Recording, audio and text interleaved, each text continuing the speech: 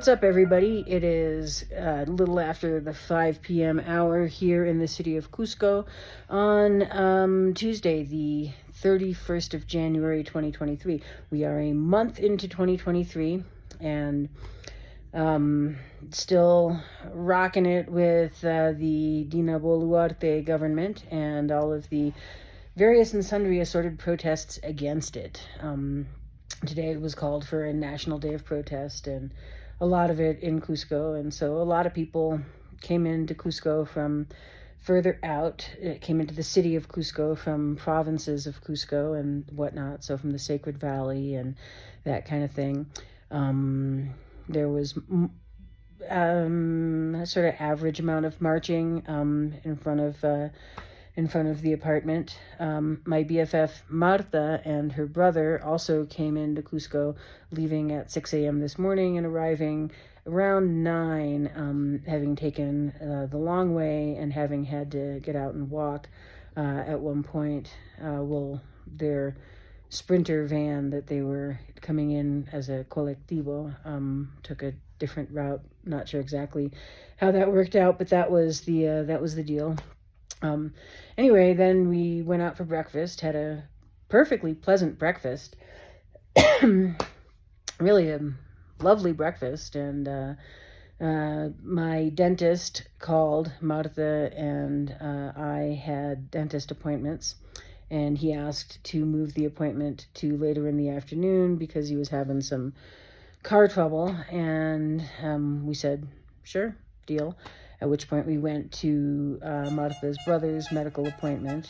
And while we were in the course of being at that appointment, that's about the time of day when the protests started picking up all around town.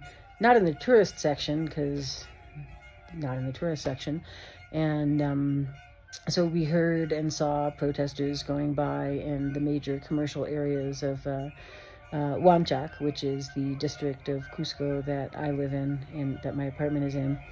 And so after we got done at the doctor's office, we had to run to a pathology lab, and while we were there, the building had to close all of its security doors and all that sort of thing, because protesters were coming down that street, as well as Avenida de la Cultura, which is the main drag, as well as the next one over. So anyway, we picked up everything there. We got our orders in and all of that exciting stuff. And then the decision was, well, let's just go back to the apartment.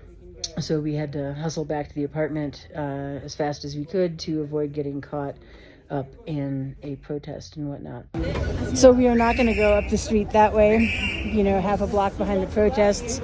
We're going to go over to the other street and go up that way. So we're going to go that way.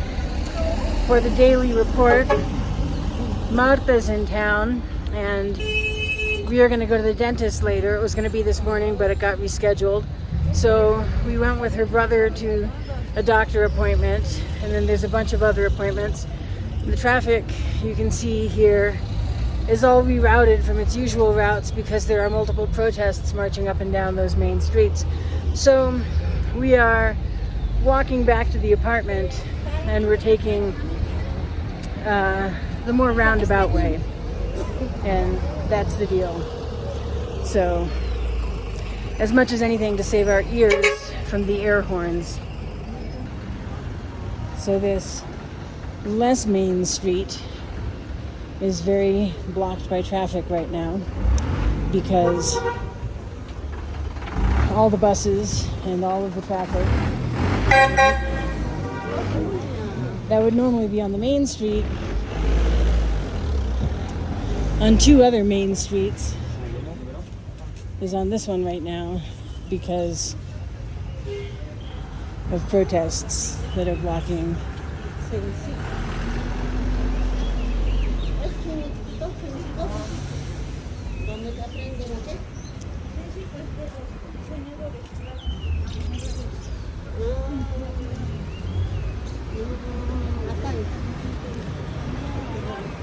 There are long lines at the bank, but there are always long lines at the bank. So it doesn't mean anything. So the main protest is over a block that way. And we're headed back for the apartment. And my hope is to make it past the square where protesters gather before they start gathering. So we're doing the forced march. Yep. Coming up on Plaza Tupac Amaru, normal walk. But we're trying to go fast. Little tiring. Okay, this is not an equestrian statue of a late Inca monarch. You need to do your homework on Tupac Amaru. Google, do better. Everybody is pulling down their security doors because the protest is going to be here in a block. So everyone with a security door is closing it up. That's where it's going to be gathering. You can hear it. The police are coming through saying, everybody close their doors. Just because there's going to be large groups of people. And soon they will be rolling into the plaza here.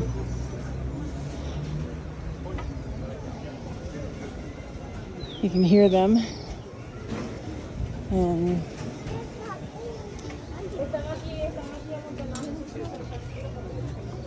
so everything is calm, but you know, that's what it looks like. Oh, it looks like we're gonna get to walk past some riot police.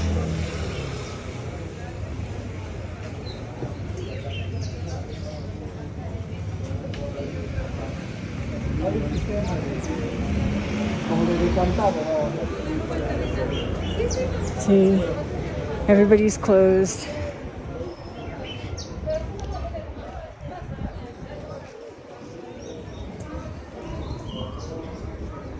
Well, not the police supply store, apparently.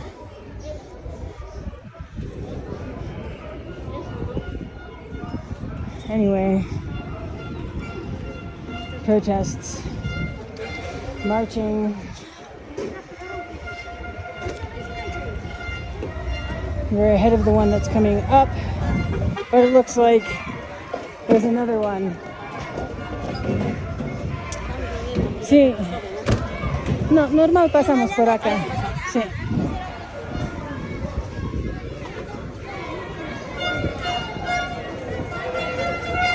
So,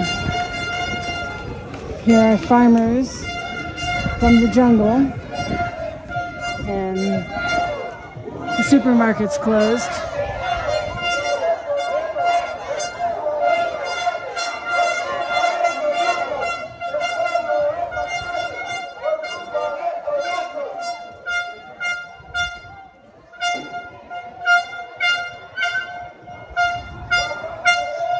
Anyway, that's it. That's it. That's sort of normal. This gas station is closed. There is no automotive gas to be had at this gas station. So, as for the folks who are waiting in line, sucks to be them. No gas. No gas for you. We're gonna close that bank. That bank's already closed. This pharmacy is closing up. No gas. No gas. Pharmacy's closed. Restaurant. Hay otro que es la segoviana.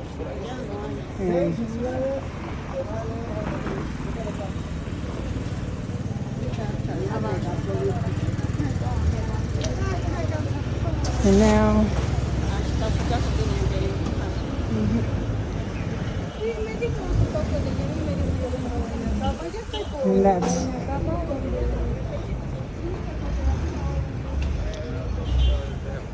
and those folks are just opening back up.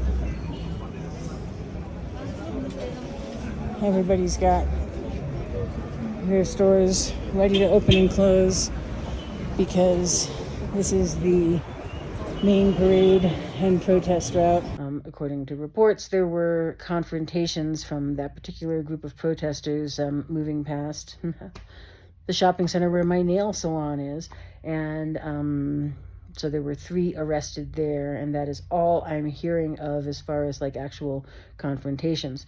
There were some vandals that threw rocks and caused property damage, but those did not appear to have resulted in police confrontations. There are videos from security cameras and stuff circulating of who those vandals are. They were apparently running behind some groups of legitimate protesters from Calca in the Sacred Valley, and we saw those folks go past the apartment. They had a band.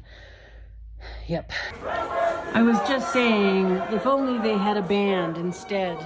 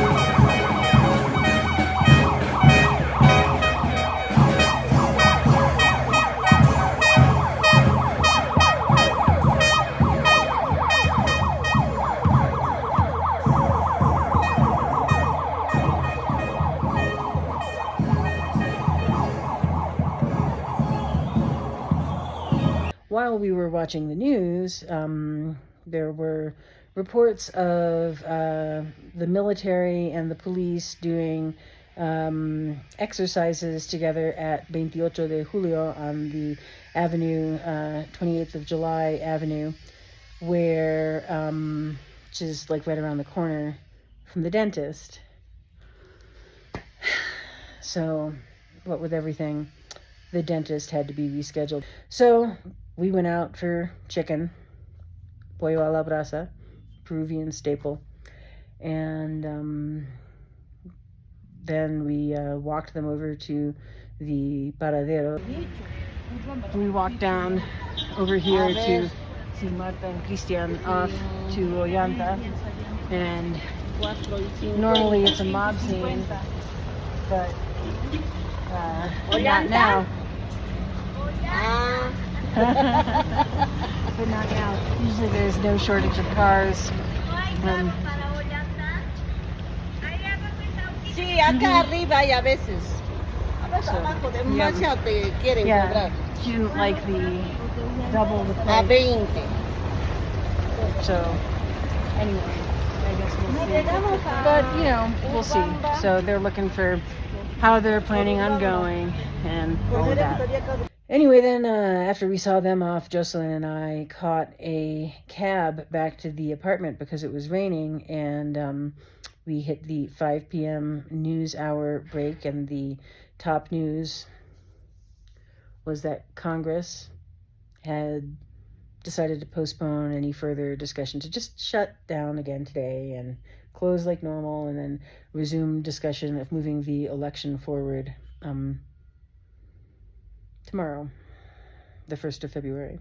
Now, today was the day that that potential candidates would have had to have their paperwork in by if there was definitely going to be an election the second Sunday in October. So now there's even more complications to the whole thing and everything. But as soon as we heard that as soon as we heard that news, like everybody in the cab just kind of went, "Oh God," and except the cab driver who punched his steering wheel and was like, "See, this is what you just this is why we can't give up. This is why we can't give up. Congress has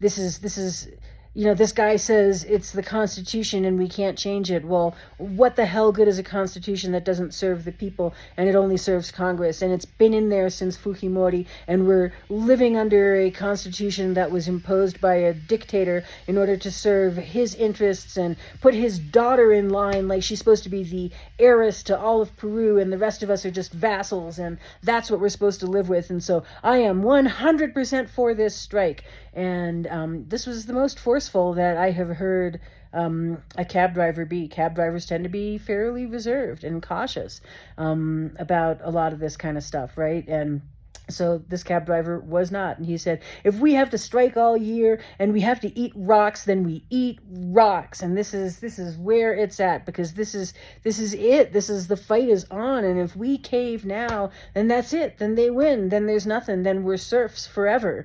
And